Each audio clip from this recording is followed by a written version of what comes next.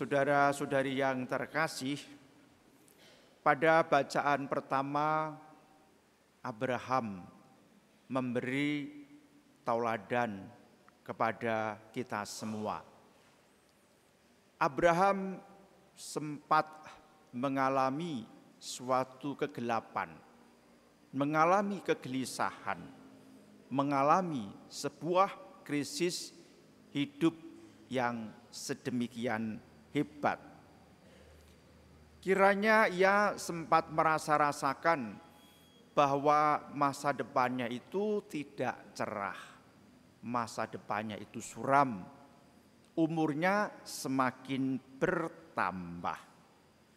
Mungkin ia juga dibayangkan bahwa jalan keluar itu tidak ada. Akan tetapi dalam situasi seperti itu, Abraham mempercayakan semuanya kepada penyelenggaraan Tuhan. Ia yakin bahwa Tuhan setia akan janjinya. Saudara-saudari yang terkasih, dengan demikian Abraham mengajak kepada kita semua, keluarga-keluarga umat beriman, untuk percaya kepada Tuhan 100%. Ketika keluarga kita menemui suatu masalah yang tampaknya rumit, kita diharapkan untuk bertekun dalam suasana tenang.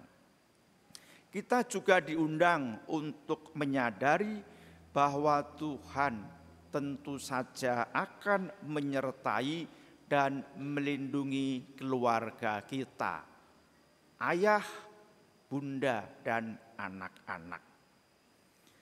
Maka sudah semestinya baik orang tua, anak-anak diharapkan mendengarkan suara Tuhan yang barangkali suaranya tidak sedemikian kenceng, akan tetapi sangat bermakna.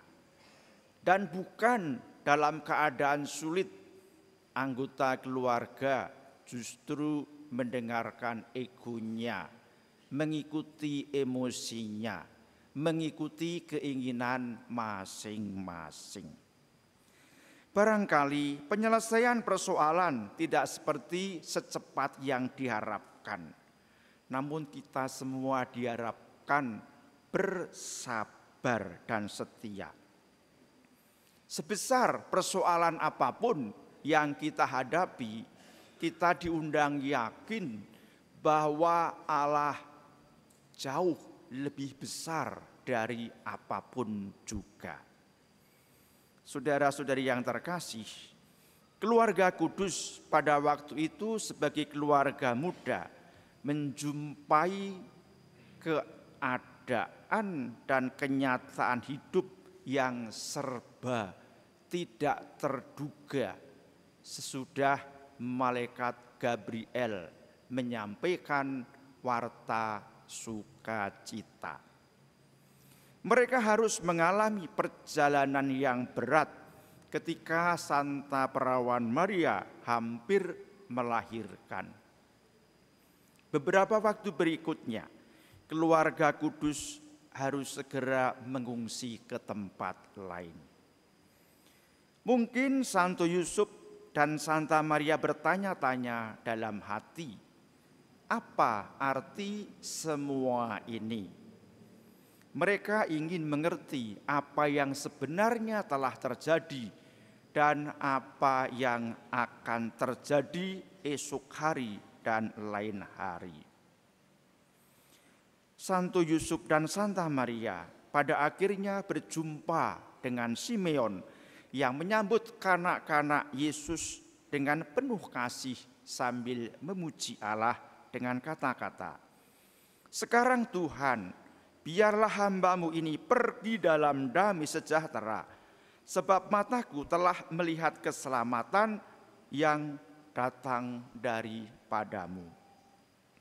Dengan demikian, Santo Yusuf dan Santa Maria tidak sendirian merasakan dan mengetahui misteri keselamatan.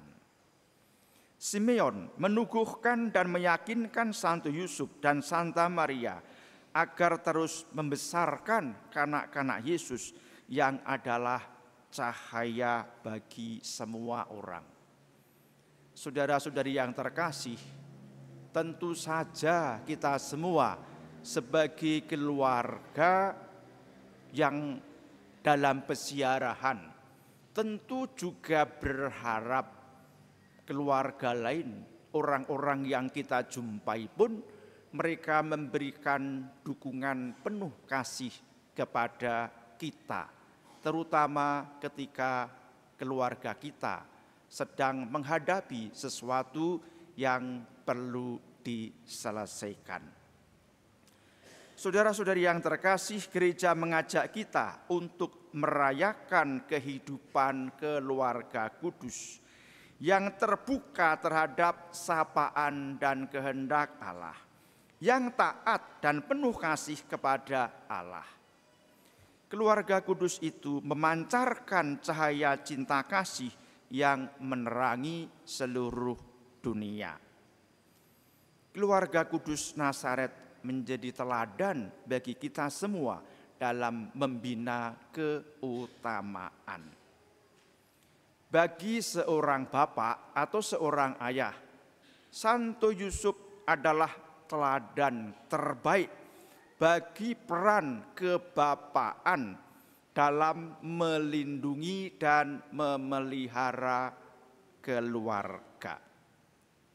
Para ibu dapat menemukan contoh istimewa tentang kasih, tentang kehangatan, tentang kerendahan hati, dan tentang iman yang menyempurnakan dalam diri Santa Maria. Demikian juga anak-anak dapat memperoleh pola ketaatan yang dapat mereka kagumi, yang mereka hormati dan mereka teladani dalam diri Yesus Kristus. Anak-anak saat ini menerima nilai-nilai keutamaan Katolik melalui perkataan dan terutama tauladan dari orang tua. Diharapkan nilai-nilai tersebut membentuk karakter. Misalnya, anak kelak di kemudian hari akan beriman teguh, punya perhatian dan belas kasih kepada sesamanya. Saudara-saudari yang terkasih, pesta keluarga kudus bukan merupakan perayaan sebuah keluarga yang seolah tidak pernah punya masalah di dalam hidupnya. Pesta keluarga kudus merupakan perayaan iman akan sebuah keluarga yang tidak pernah meragukan cinta dan kesetiaan Tuhan bagi keluarga-keluarga Katolik. Keluarga kudus selalu memandang Tuhan dengan penuh cinta, membuka diri seluas-luasnya untuk dipenuhi kasih Allah dalam hidup. Sebuah keluarga yang senantiasa melangkah bersama Tuhan, melewati semua badai pergumulan hidup. Mereka yakin bahwa rancangan Tuhan merupakan rancangan damai sejahtera sebagaimana dirindukan oleh banyak keluarga. Saudara-saudari yang terkasih, Bapak Uskup Monsinyur Robertus Rupiatmoko menyampaikan suatu pesan pastoral mengakhiri tahun 2023 dan memasuki tahun 2024. Pesan tersebut berjudul Berjalan Bersama Mewujudkan Formasio Iman Berjenjang dan Berkelanjutan. Kita semua diajak untuk menyambut tahun 2024 ini dengan berfokus pada pelayanan pastoral yang berjudul Tinggal dalam Kristus dan Berbuah, berjalan bersama untuk formasio iman berjenjang dan berkelanjutan. Adapun latar belakangnya itu begini. Yang pertama, ternyata cukup banyak umat terganggu dalam pengetahuan dan penghayatan iman ketika masa pandemi COVID-19. Apa tandanya? Tandanya adalah pada masa pandemi itu kegiatan kita anjlok, kita berkurang jumlahnya dalam berkegiatan untuk penghayatan iman maupun pendalaman iman.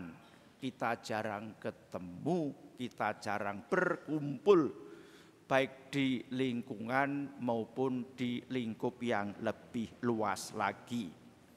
Yang kedua, ada kenyataan bahwa semakin tidak mudah menyemai dan membatinkan ajaran kekatolikan dalam diri kaum muda, dalam diri anak-anak, dan dalam diri kaum remaja di zaman sekarang ini. Maka keuskupan merasa perlu untuk membekali kepada kita ajaran-ajaran yang memadai sehingga kita semua tidak dibingungkan oleh berbagai macam ajaran sesat yang secara sengaja akan membelokkan kebenaran ajaran Katolik. Maka keuskupan akan mengupayakan terwujudnya penguatan dan militansi iman melalui berbagai bentuk dan cara berkatekese. Nah, cara yang ditempuh adalah pembinaan iman secara bertahap sesuai kelompok usia dan secara berkelanjutan.